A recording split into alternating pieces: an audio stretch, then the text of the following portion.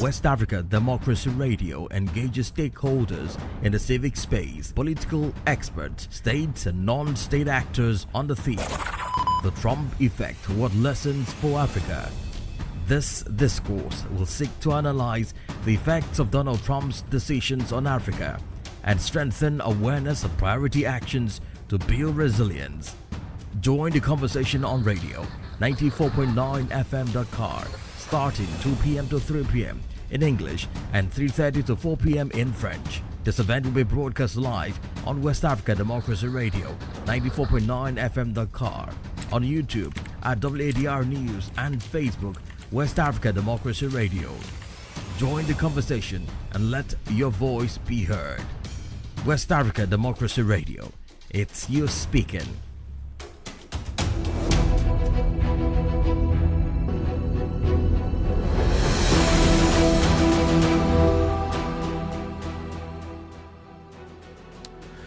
This is West Africa Democracy Radio, broadcasting from Dakar, Senegal. We're live online on wadr.org. Donald Trump's Africa's First policy is creating concern and despair in the ranks of poor countries. American aid is deployed in at least 150 countries around the world, with 6 African countries among the top 10 recipients, while 90-day suspension of aid affects all sectors of international solidarity, since the United States contributes 1/3 of aid funding. Africa, therefore, finds itself with a $20 billion hole to fill this year. Specifically, the sectors affected are health, the fight against climate change, access to education for young girls worldwide, and in Africa in particular, and the fight for gender equality. On the European side, the news is not so good. Several countries have announced cuts in the international aid budget. WADR, the leading provider of information on West Africa in French and English, sets out the debate around the following theme: the Trump administration's decisions freeze international aid, what impact and lessons for Africa? On this note, let me welcome you all to WADR's one in the series of webinars to look at these worrying issues and how our lives as Africans are affected.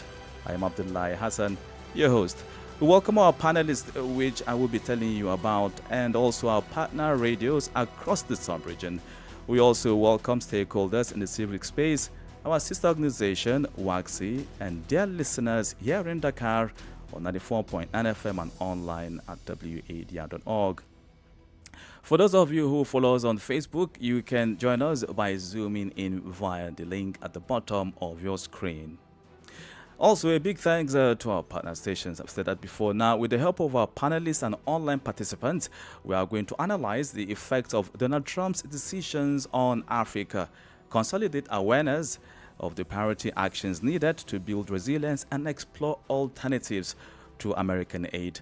Now, my guests are Dr. Omaji Peters, Country Director of Think Project Nigeria, Marie Josiane Nga, Head of Francophone Project Wadr, and Michael Inketia, an international relations expert.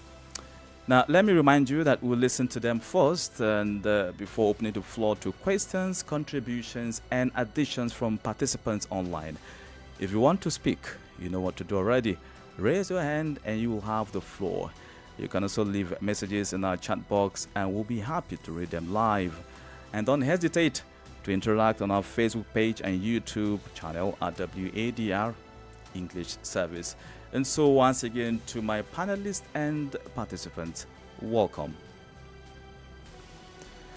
And so my first question here, the impact of the suspension of US aid is going to be terrible, according to international players in the sector. I will throw this to Marie Josiane Nga. You work very closely with communities across West Africa and beyond. Can you confirm this, please?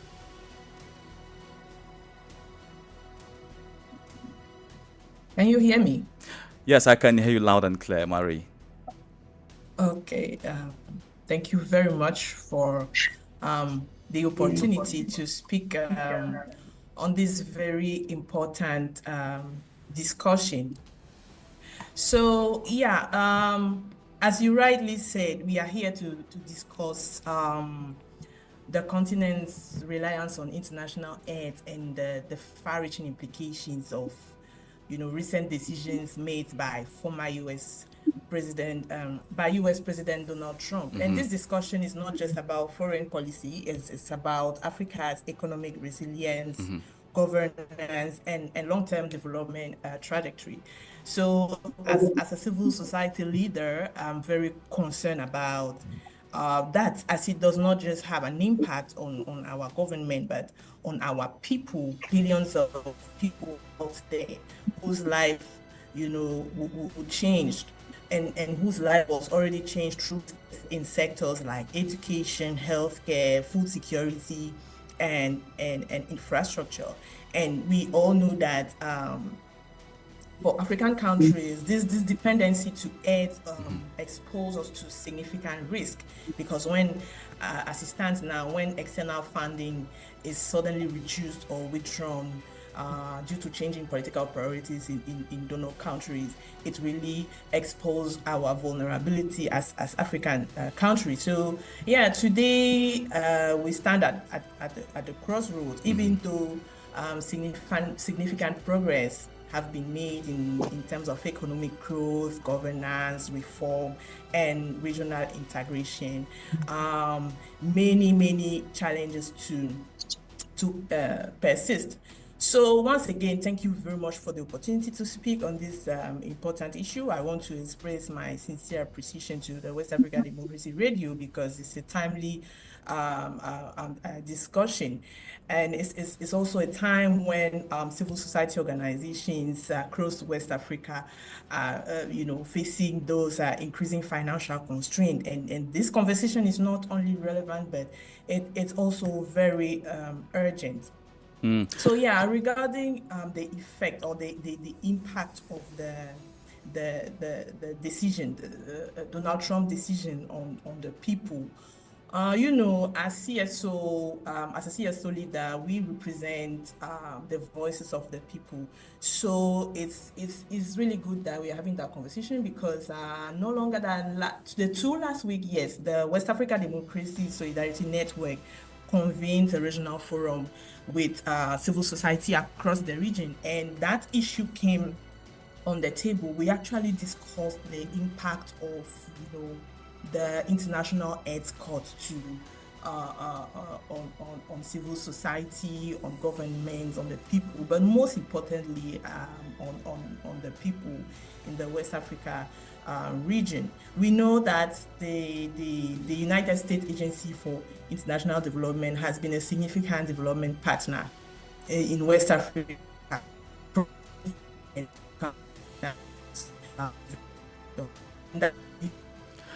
Well, Mari, we'll come back to you there. It appears the connectivity on your end is not so good. You are fading out.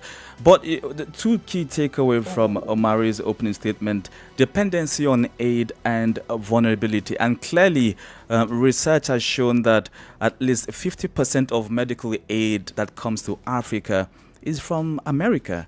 And my question now to Michael Nketia is, if at all there is any way of verifying the impact of this suspension, particularly on the health sector, given this research. Michael.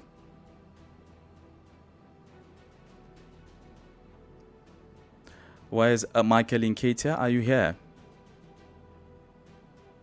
Yes, I can hear you. Okay.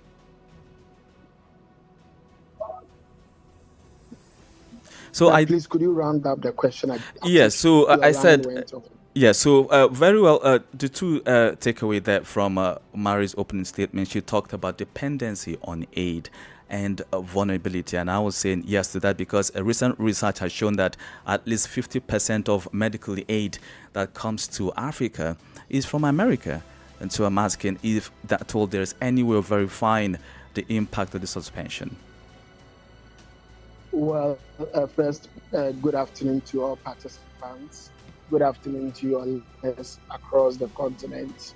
And thanks to West Africa Democracy Radio for the opportunity to be part of this all-important discussion. We need to put across that Africa is like that 50-plus-year-old baby in inverted commas that still needs babysitting. It's quite unfortunate that after several decades of independence, predominantly starting from the early part of the 60s, when majority of countries in the Saharan Africa got liberated from colonial rule, we still depend on foreign aid, majority of which comes with a lot of conditions that in most instances have proven to be anti-African. However, our leadership failure, our failure to transform civilian multi-party democracy into real socio-economic gains for the masses on the continent have made Africa that 50-year-old plus baby, in quote, that still needs babysitting. So, of course, and definitely, the decision of President Trump to cut foreign donor support or assistance is going to come at a huge cost to citizens on the continent. Already, we've been made to know that regarding issues of healthcare, US funding is so critical to healthcare provision and support on the continent that in the first 3 weeks, when Trump froze donor support to the USAID, the World Health Organizations, and other affiliated organizations, people in parts of South Africa, in parts of Nigeria, Kenya, could not even get access to antiretroviral drugs, which we are all aware is used to support patients with the HIV virus. All these are very damning statistics and assessments that should serve as a source of worry to anybody on the continent. But we ask, if a major continent like the European Union, despite its socio-diverse and much more better socio-economic gains since the Marshall Plan was introduced after the Second World War to resuscitate Europe, even if the European Union depends on the US for some form of support militarily and sometimes even economically, Africa may perhaps also have reasons to be still dependent on US aid. So these are very interesting dynamics that we have to thoroughly examine. Have we failed the continent? Has leadership failed the continent? Why should we be dependent on American aid several decades after independence? And in the midst of that, we are also looking at the abundance of natural resources. Why have we poorly managed our natural resources that we are not getting much out of the abundance of resources to support the socio-economic? Okay, so Michael, I will come back to you for that. You've really asked interesting questions, which is why we're having this virtual debate. So at least at the end of it all, we'll critically analyze the situation and at least hear from you and other participants the way forward. But let me quickly go to Dr. Maji Peters, Country Director of Think Project Nigeria. We've had our first two panelists talk about the different sectors that the suspension has affected. But then we all know clearly also that in this part of Africa, education sector, agriculture, and of course climate change, these are three areas also that this aid has really been injected into to help millions of vulnerable populations. Can you confirm this impact, Dr. Maji Peters? Yeah, nice to be here. The impact is real, but the reality itself is a disappointment.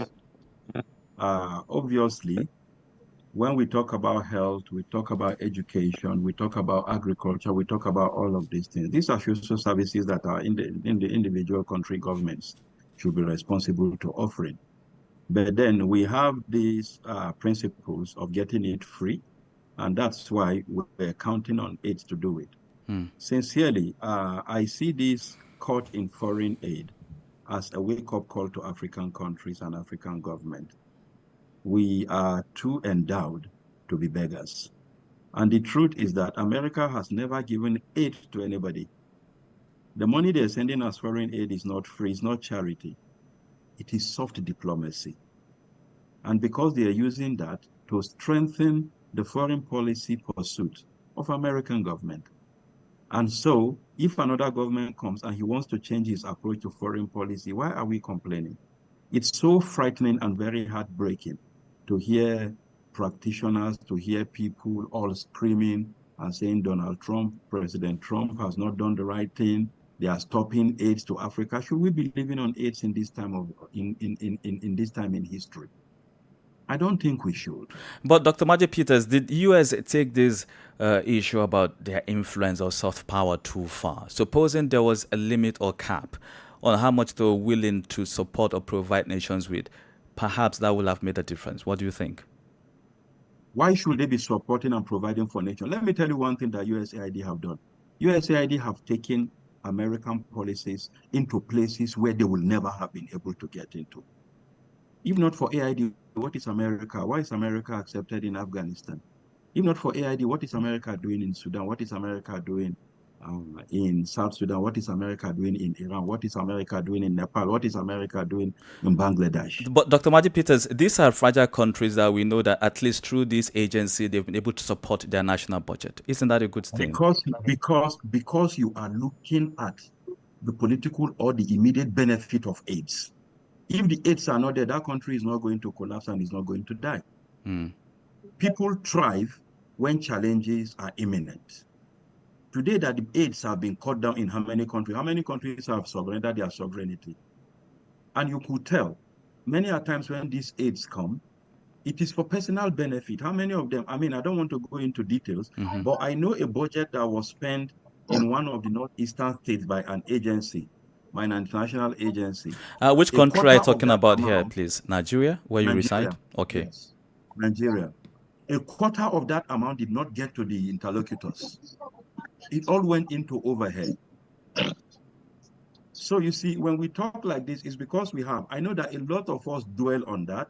We receive aids to do the work that we do. I work within the development sector. We receive aids. But when you sit down and look at it, some of these things that we're doing is because our government are not rising to it. We are so endowed that if we get our policies and our principles right, we shouldn't be counting on it.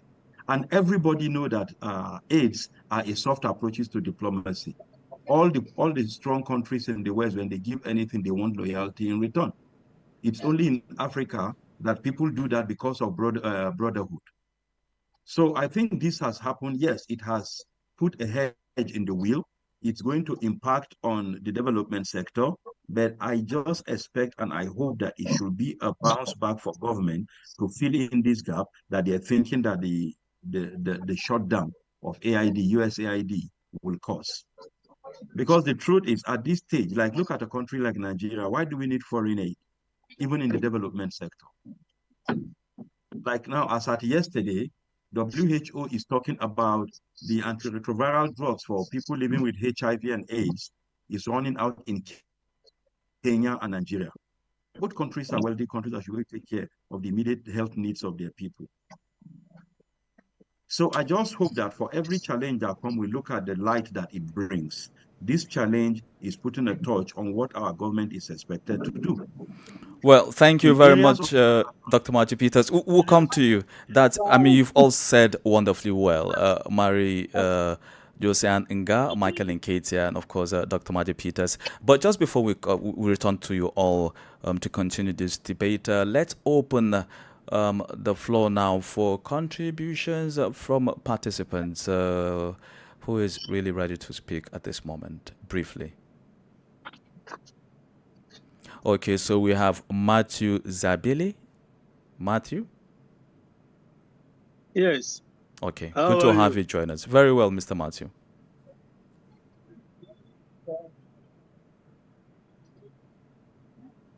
Well, Mr. Matthew, you have the floor. Good afternoon. Good evening. How are you? I'm learning fast. Hello. Hello, I can hear you, Matthew. I can hear you. Yes, I'm learning. Hello. Okay. I am learning. Yes. I am learning. I'll take time. Okay, that's fine.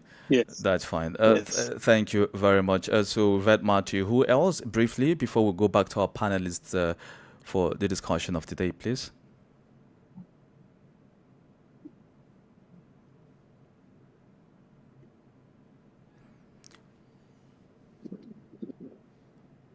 Okay, I have Usman. Yes, Okay, good afternoon I and am. good to have you Like join I us. said, yes, I'm willing to talk, Okay, and I please. think I am for now. Yes. Good afternoon to colleague directors and presenters from different radio stations across the globe, should I say, or across Africa. My name is Usman Emaro, and I am the station manager for Nyomi FM radio station, a privately owned radio station in rural Gambia. To begin with my deliberation, I want to start with a question that asks who controls what gets funded rather. Robert Kennedy Jr., the newly appointed to head health and human services, said that his uncle John F. Kennedy, former U.S. president, intent for directors said that his father started the fund, but it has spiraled out of control from its original content. I believe that there is a lot of corruption, abuses, and waste, which myself experienced when I visited Ghana. I did meet some who work for the agencies and visited him on site. Let's just say people know corruption when they see it, whether they are addressed or not. You know, for instance, let's say this Donald Trump stopping all U.S. aids or freezing U.S. aid account, it will have impact on Africa, more especially the Gambia. You know, we are in transitional period, and it is going to disturb our DJ process. Because imagine if Trump suspended all these U.S. aids, and we have, you know, alleged junglers that U.S. is going to try it this month, next month rather, April. So imagine if there is no fund coming in, you know, it will be very difficult to have these alleged perpetrators to be brought to book. You know, that's my contribution for now. Okay, then. Thank you very much, Usman A. Maro, all the way from the Gambia. Let me quickly go to Mr. Pat Louis Tomasi for his contributions, and then we quickly go back to our panelists. Thank you all for your patience and understanding. Good afternoon, Mr. Pat Louis. Good afternoon. Good afternoon, Abdullah. Yes, and thank you very much for the WADR team for holding this very, very significant Zoom meeting with regards to US aid, the withdrawal of US aid from not only from Africa but other countries. Now I think in my view, I'm speaking personally. I think that the developments that will emerge from this withdrawal would be very much significant in the path that Africa will choose for the next few years. Now, despite the fact that, you know, we will express solidarity with those who have lost their jobs, those who were working with USAID and have lost their jobs. It's not easy as a family man or a parent to lose a job or your means of earning. But then speaking for the continent and the effects of this withdrawal, I think this will give Africa an opportunity to reevaluate itself and reposition itself in terms of its engagement with regards to its development partners. Now I see this thing as a great opportunity for Africa. This is going to signal the battle for the soul of Africa as a continent. Now, the development aid and the donor-driven syndrome has been the greatest pillar of corruption in Africa. I cannot understand what our governments have been doing since independence, that the American government has continued to bankroll our health sector, our agricultural sector, even energy and education. You know, countries like the Gambia, you know, where malaria is very prone. In other countries where you have tuberculosis, your speaker mentioned the issue of HIV and AIDS. Now, what have our governments been doing with regards to these very important sectors over the past few years. In places like the Gambia, we are still looking for impregnated bed nets that comes from USAID. That's an embarrassment after 50 to 60 years of independence. We are still waiting for America to give us peanuts. Now we have to be very sensitive here. These aid, they have never been free. It has always opened an avenue for the American government to interfere in our governance policies. It had also open access for the American government and other donors to interfere in the way we manage even our own resources. The aid has never been free because America has its own interests. America has its own interests. If you look at the other countries, look at France and what has happened in Niger. For how many years France has been misusing the uranium in Niger and selling it for its own benefits and giving Niger peanuts. Now that Niger is managing its own uranium, I think we should expect that Niger to be able to do better. It's disgraceful. The problem we have in Africa, those who are crying, any African government that cries or is not welcoming the phasing out of USAID in Africa are those corrupt governments who have been actually utilizing this aid for their own benefit, as Majek had said. The USAID program is the pillar of corruption in Africa. Now, the next step that African governments should take, each and every African government, Africa must stand on its own. Africa must stand as an entity to make sure that there is a significant follow-up. Not only are we saying that USAID should go, but Africa should be ready to pull out of the World Bank as well as pull out of the IMF, because these are all exploitative institutions that have plundered and raped Africa's resources. And it is now time for Africa to look back on itself and reposition itself and do away with USAID. Thank you very much. Thank you very much, Opalu Tomasi, for your beautiful contributions. I think clearly I can summarize a few of your points. You said there's need for the African continent to review its engagement with development partners. This is critical. Also for authorities to find a way to reduce corruption and, of course, reduce external influence. So let's quickly go back to our panelists to continue this debate, and one more time go back to our participants. Marie, I see you are standing by. Please quickly tell us, what role can CSOs play in the adaptation process, given the urgency of the situation? And I think we can take from our last contributor, where he talked about the fact that this should be seen more as a blessing for Africa in finding a way forward by looking inwards for the solution to the problem. Thank you very much for that question. I want to agree with almost all what have been said earlier on the fact that African countries are still relying strongly on aid, and that it is really sad because it looks like we are not able to hold on our sovereignties. Our governments are not able to make the choices that are strategic for us.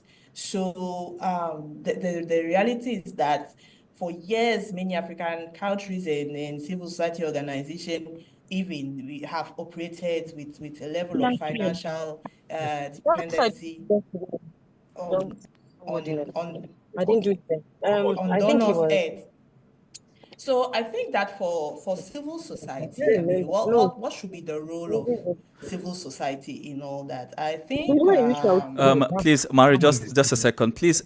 We can gently turn off our mic and only turn it on when you have to speak. Inya, your mic is turned on, please.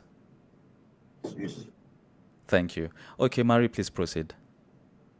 Yeah, so I was about to say that the role of civil society here is very critical. I also agree with those who said that, this current moment also presents an opportunity, and it's a wake-up call Africa to rethink its approach to financing development and governance. The core role of civil society has always been to, behave as a watchdog of society.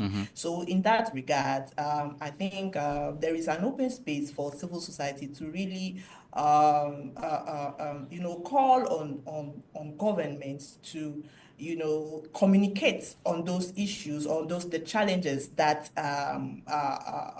the earth freezing bringing with. Because when civil society or government is, cannot operate because of lack of funding, it has an impact on the people, and the citizens will start thinking that, so there is no continuity in the different actions that they have been benefiting from. So it will create a kind of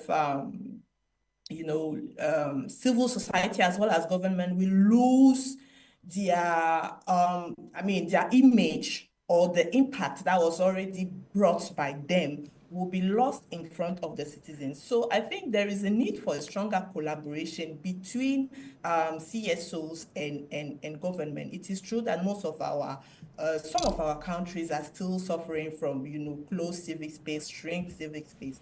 But right now, as other colleagues have been saying, the wake-up call should make us realize the different weaknesses of how we have been addressing the issue. And then also for CSOs, there's the need to diversify,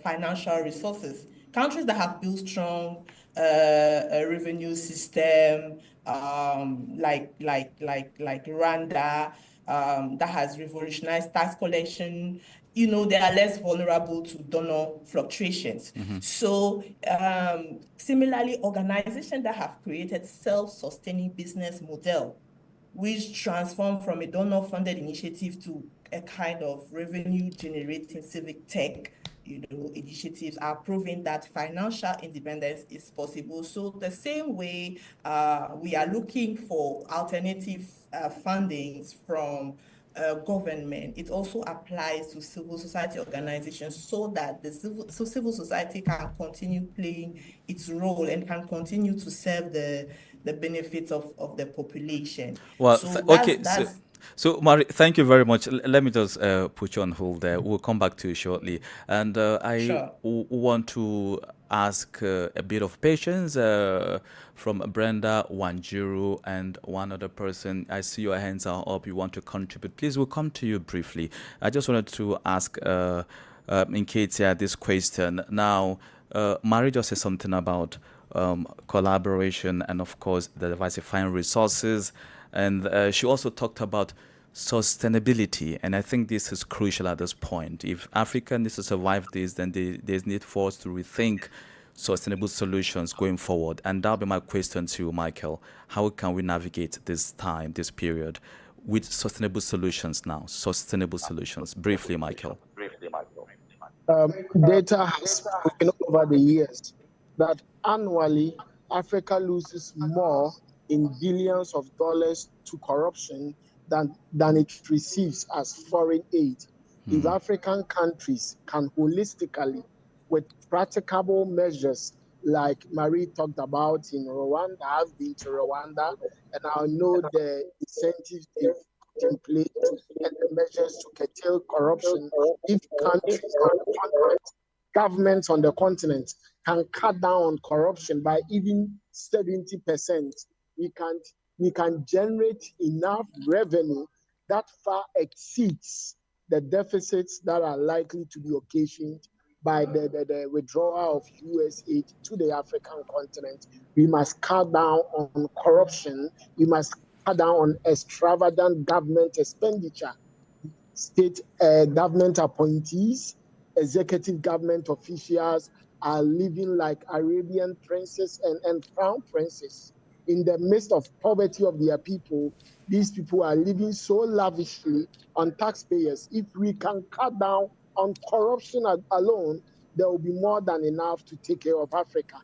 Again, we've been signing so much questionable contracts regarding our mineral resources and natural resources with countries like China, with multinational corporations in America and other parts of the world, if we can ensure value for money contracts regarding the contractual agreement of our natural resources, we can make more than enough money to bridge the funding deficit that is likely to arise because of the decision of America to cut down on foreign aid to Africa and other parts of the world. These are very, very practicable measures that have been implemented and have proven to be successful and sustainable in some African countries and other countries in the world. And I believe if we are able to do that, there will be no need ranting and talking about one country's decision to realign its resources or contributions to the rest of the world. This reaffirms the old saying that when America sneezes, the rest of the world catches cold. If we are not that dependent on the United States of America, why should we be worried when it decides to take an internal political decision to realign its expenditure? That should be the basic question to all of us. Why should we be worried if one person decides not to spend his or her money the way it has been spending it? Let's get our things right. It cannot be business as usual. We can't continue to be corrupt. We can't basically give away our natural resources through dubious contractual agreements and expect someone else to cater for us. Well, thank you. Take our own decision. Well, thank you very much, Michael. And just to add to what Michael has said, I mean, to you, our dear participants, panelists, and of course those following online and on radio. So according to statistics, Africa generates at least $600 billion in export earnings every single year, and we lose at least $90 billion from illicit financial flows, just to add to what Michael says. So that is very true. At least we have that research supported by UNCTAD. And I would like to reference earlier submissions first by Dr. Magic Peters, who I'm going back to shortly, but also a contribution from Paolo Tomasi, where he talked about the need for us to reduce external influence. And I mean, this serving as a wake-up call that Africa has everything it takes to move forward. But then it is a moment of transition. Supposing Africa needs a little bit of time to move or decide what it does next, will this mean that we'll have the global south made up of giants such as Russia, India, Iran, and China be tempted to take the place of the United States? Dr. Magic Peters. You know, incidentally, what you said is what most people are saying now. They're looking for who will fill in the gap. And I wonder why we're still towing that part of looking for who will fill in the gap. I mean, it's not going to be like it's not going to be deliberate, but then they know that we will still need help. We will still need help, even for a short period of time. So what you're saying is exactly what most people are saying. They're looking for who will fill in the gap. And people are speculating, will it be China? Will it be from the Kremlin? Will it come from France because they need to find their way back into the good books of African countries outside of the Francophone countries? Will it be Japan? Why are we not looking inward? Why wouldn't it be Nigeria? Why wouldn't it be Ghana? Why wouldn't it be South Africa? Why do we still need other people? When issues come like this, you rise to it. When there are challenges in country, you don't wait for people from the outside to come and do it. You jump at it. So I don't want us to dwell on the short-time gaps, stop-gap activities that will happen. A lot of organizations are now looking inward. Many a times when we do activities, we don't plan sustainability and continuity. What we're going to be interfering in, is it a need? If it is a need, is it a priority? If it is a priority, why are we waiting? I will still toe the part of my initial submission. I don't think we should still be looking for who will fill in the gap, who will fill the vacuum that the demise of USAID has created. we should say, how do we continue the work that we were doing with support from USAID? But Dr. Maji that Peters, instance, talking about the work that we've really been doing and continuing from there. In Nigeria, for instance, Plateau State in the north central region had its mining sector closed by the governor, who cited security concerns basically from illegal miners who are being led by Chinese nationals. So you have this same reported case in Liberia. You have the same case in Ghana, the Galamsey issue. So you almost have key sectors of almost African economies being led by people who really experts, who are not from these countries. How do you go about renewing that template in a short while? That's exactly what we're saying. If our policies are right, like if you get, who are the people that do exploration? Well, at least in some of the countries, we have multinationals like Energy, Total, and Shell. They come from Europe.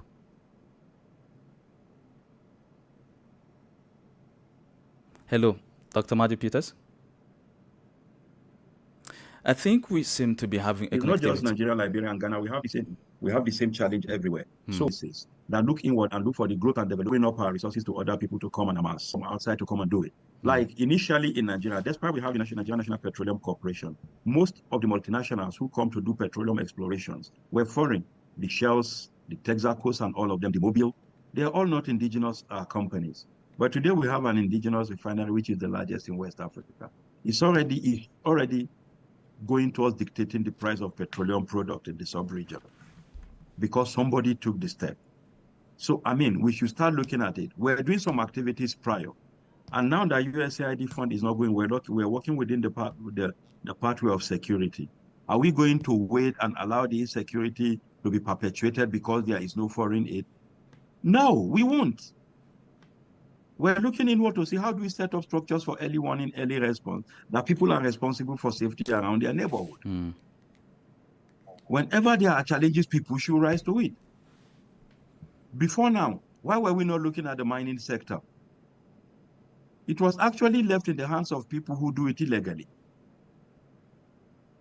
But now, there is a mineral for solid. Okay. There's a ministry for solid minerals and natural resources who is looking into that. So naturally, when there are challenges, let's look for how to rise to it. We shouldn't look for who is the Dr. person that will come and be feeding us. Okay, Dr. Setting Peters. up a network of. Sorry, let me land here. Okay. We're setting up a network of people who are working within the space, within the civil society space, and we say, can we come together and mobilize a critical mass and see how we could be doing fundraising internally, and we're channeling those funds to people who are doing that job. And surprisingly, when we try to list up names of foundations that could do, there are a lot of foundations in Africa. Unfortunately, very few of them work within the space of civil society. Most of them patronize government. But if our advocacies are right, we can turn their focus around. Exactly. I think with advocacy, exactly. So with advocacy, I'm sure we can turn the tide around. And this is where I bring in our participants. I sincerely apologize that we have to keep you this long. But then we have, I have 3 people right now who will be taking time to speak with, or allow them to speak to us and get to take their contributions, recommendations, or questions. But we really is running out of time. So Brenda Wanjuru, please. Hello. Hi, how are you? I'm good. Good Can you hear afternoon. me? Yes, we can hear loud and clear. Thank you. I think this conversation is very timely, particularly because we have the African Union Mining Forum happening now, and we were also discussing with the Chatham House exactly how to deal with corruption, not only in Nigeria, but in the continent. And a few things came out, because the first thing is that we've been calling for a lot of detachment and freedom for a long time. And now that it's here, everyone is panicking. I thought, as a continent, we would be ready for what we were asking for, right? That's one of the first things that we're looking at. And then the second thing, we are also being given 2 realities in lifetime, if we can call it that. We have the 3 AES states that are showing us we can actually do it if we focus on ourselves. And then we have the rest of the continent that is looking at the situation like we're more comfortable being taken care of with aid, where we can still complain about this thing. And so at the end of the day, the question is always, do we really want this change? Or do we want to continue looking like we want this change? Because yes, we are still calling for, we want to take care of our minerals and whatnot.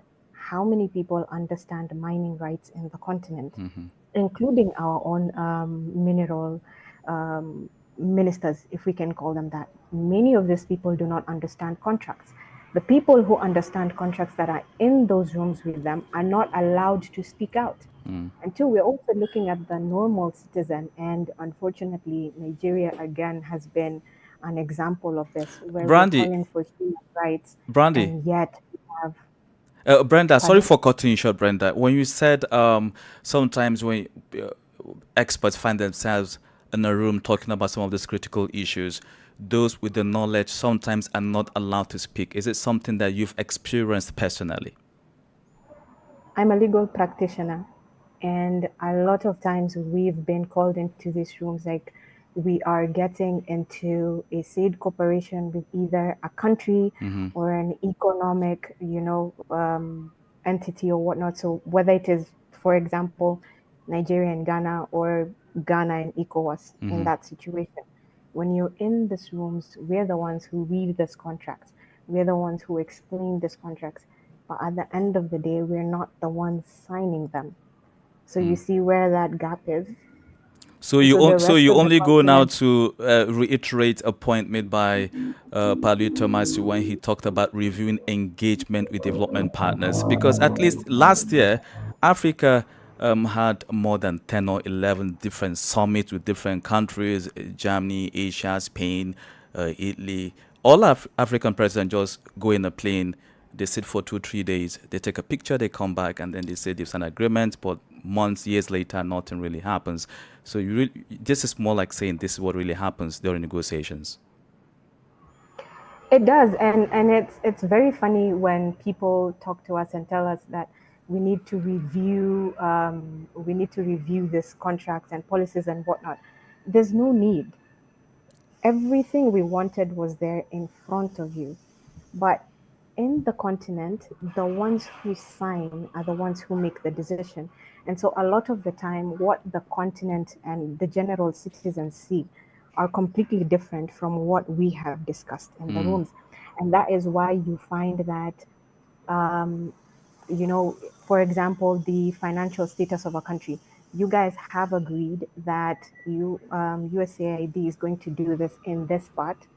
But when it comes to implementation, they are actually implementing what the representative had discussed, not what we, the legal advisors, had advised. And this creates a lot of vacuum, because a lot of the times there's always clauses to implementation, to benefits, to profit, whatever it is according to your country. But again, because our job is only to advise, and it is their job now to implement it because they have the power, the vacuum is created. And so we continue being in this constant cycle of trauma. We have been so used to people taking care of us and whatnot that no one wants to actually now do the dirty work, to make the difference. And unfortunately, we are going to see this particularly with things to do with conveyancing and agriculture.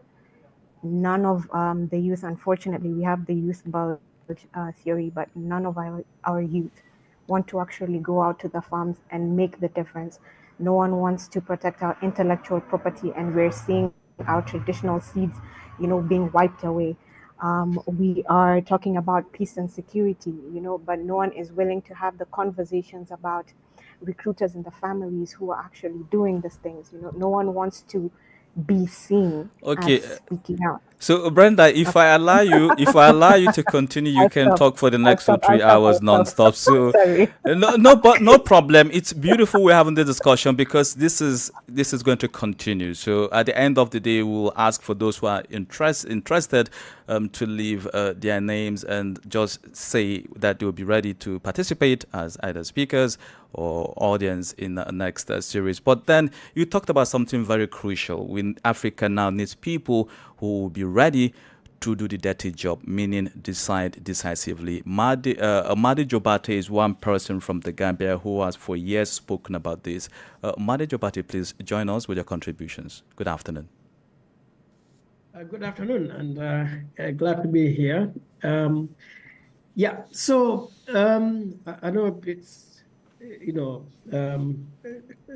discussions, that's been raging since Trump came to office. But, I like to remind myself and all Africans that Ghana was the first country to gain independence in sub-Saharan Africa. They just celebrated their 68th independence anniversary. So 68 years, Gambia just celebrated its 60th anniversary.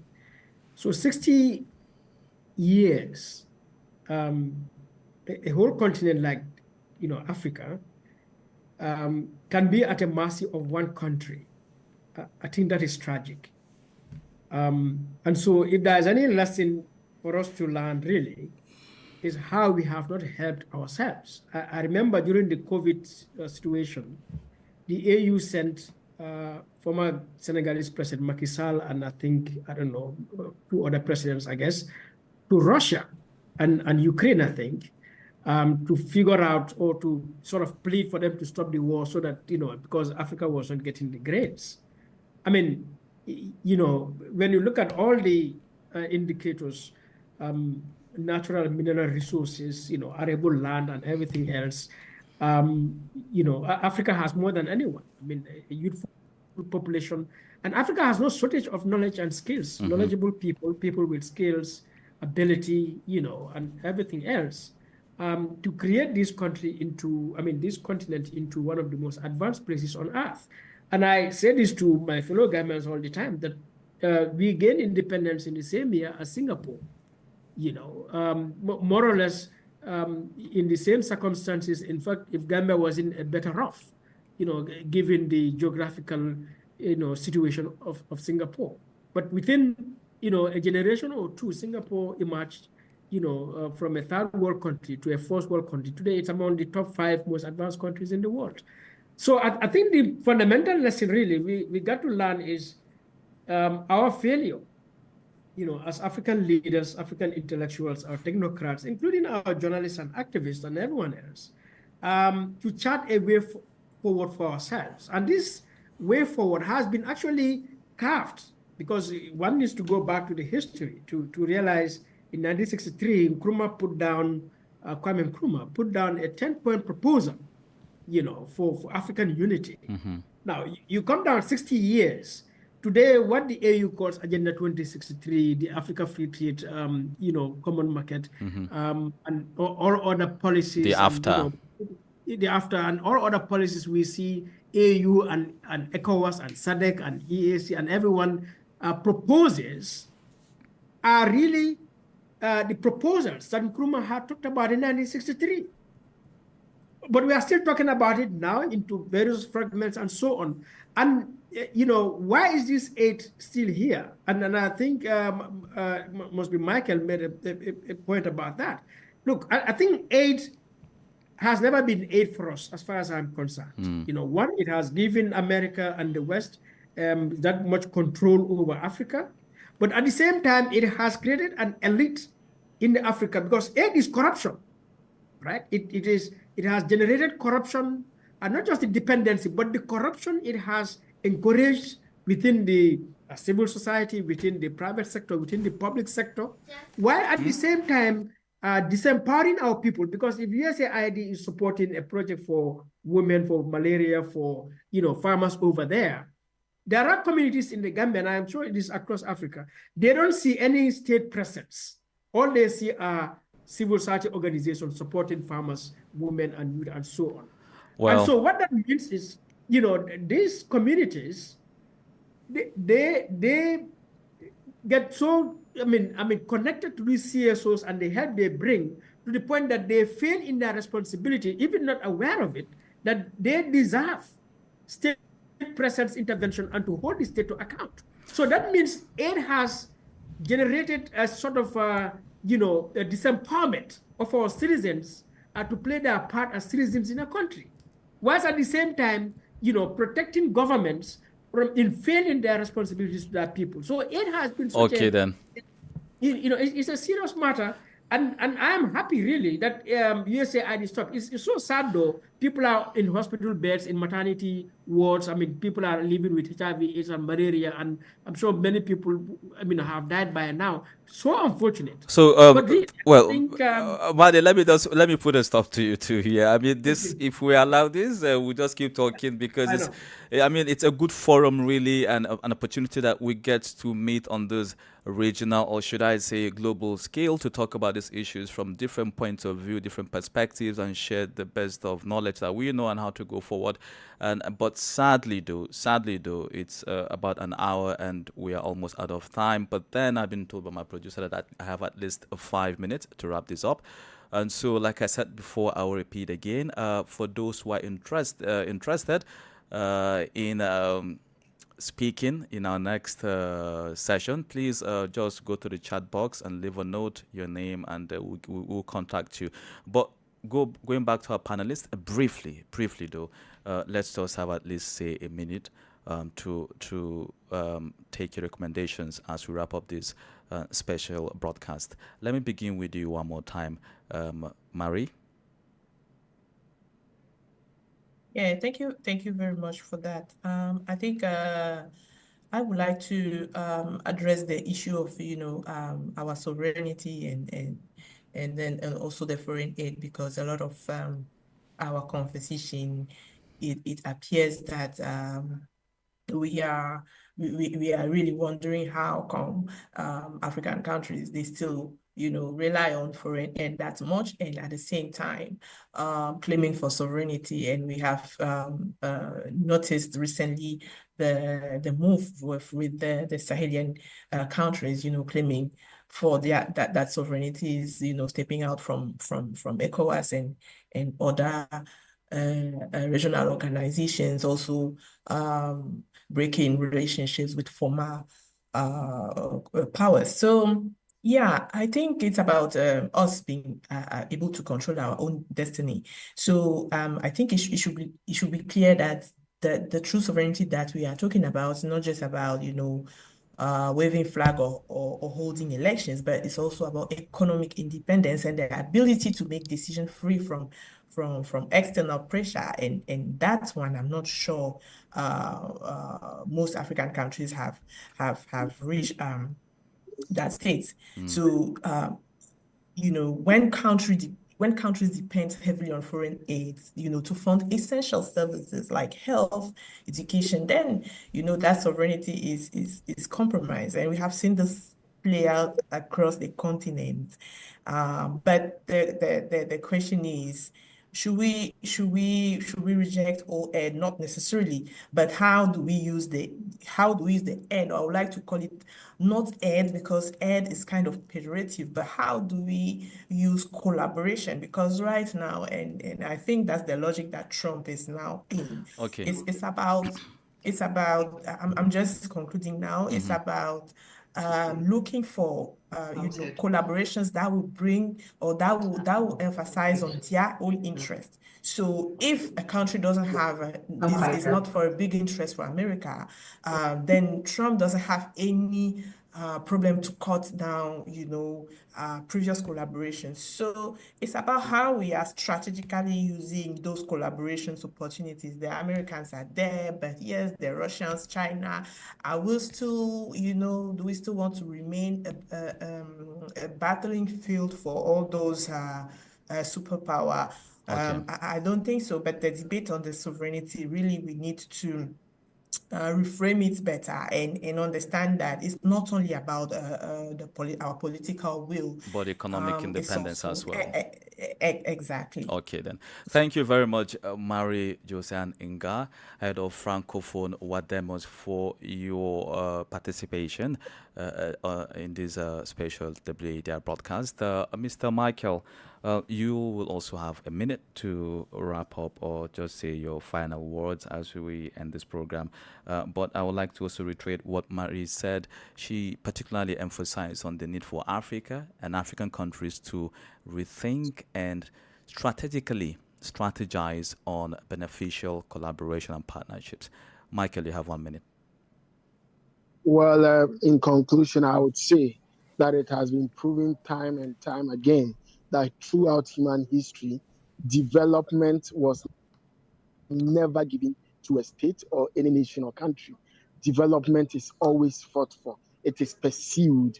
African countries must put in deliberate, conscious measures to achieve economic development. So we put in deliberate plans, conscious measures to pursue economic development and actually attain economic development. We shall continue to be beggars in the international community. No country on earth developed by solely relying on foreign aid. Countries like Singapore, South Korea, Japan, name them, they were homegrown policies that were strategically perceived to achieve economic development. We should let go of our dependent mindsets, this mindset of dependency that we always have to depend on America, the West, China, Russia, whoever for some form of aid before we can do it. That is not going to help us. We must put in conscious measures, pursue development practically, and if we are able to do that, we may no longer become a mockery, a symbol of mockery to the international community, and it is highly, highly possible for us to do it on our own. Michael Nketia is an international relations expert based in Ghana. Thank you very much, and I think you just said what Dr. Marty Peters began his contributions with, the fact that Africans are not beggars. Africa should not be begging because we have all it takes, the manpower and resources. So, Dr. Marty Peters, your last words, please. Yeah, I think it's just a point of emphasis.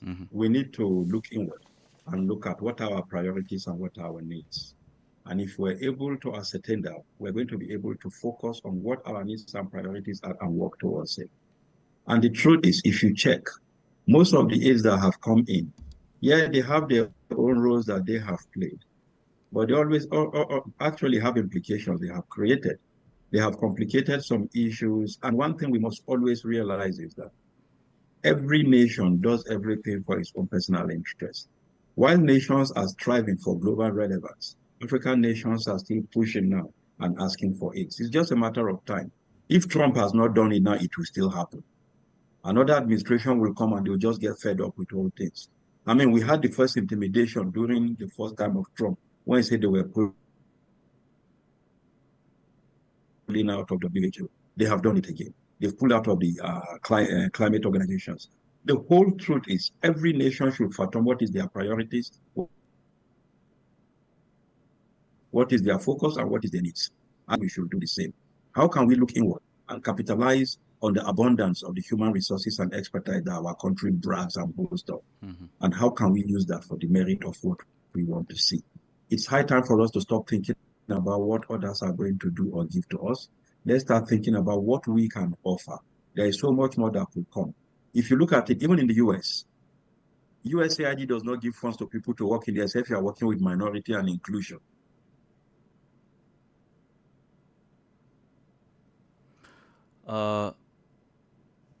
Okay, I think we're having connectivity issues with Dr. Marty Peters, but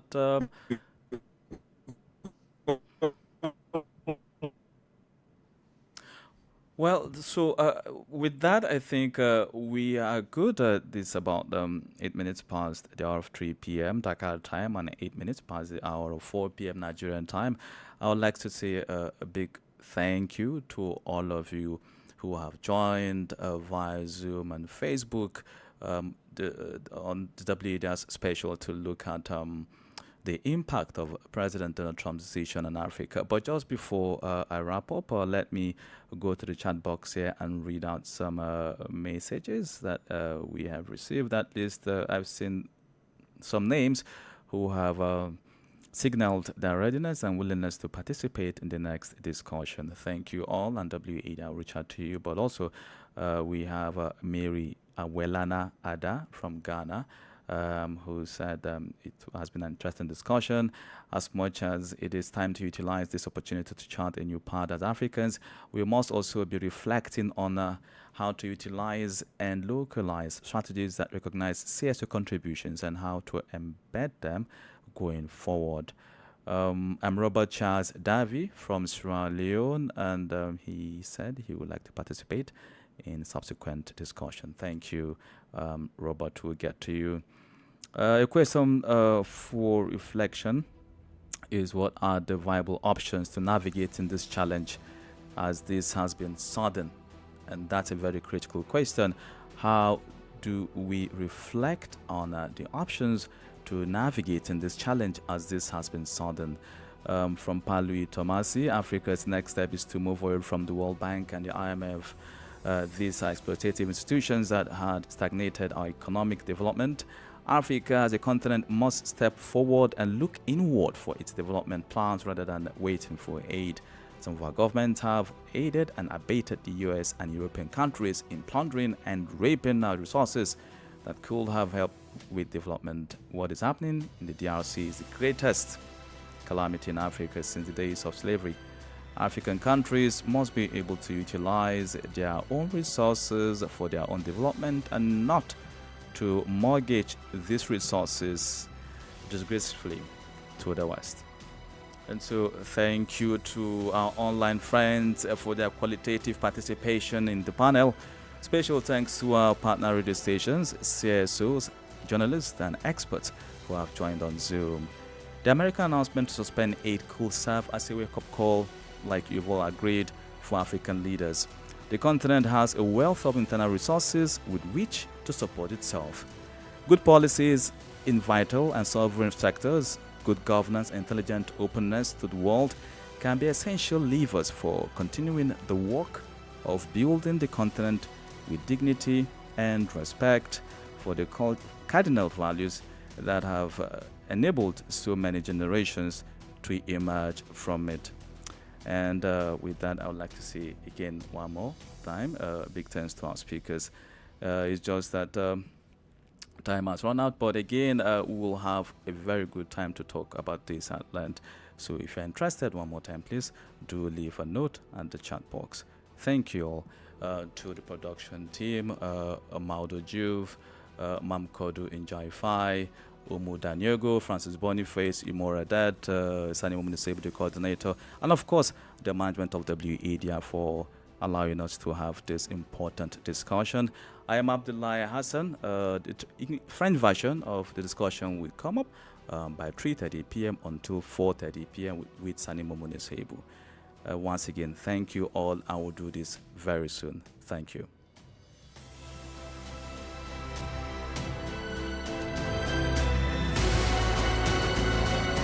WADR. You can listen to us on 94.9 FM in the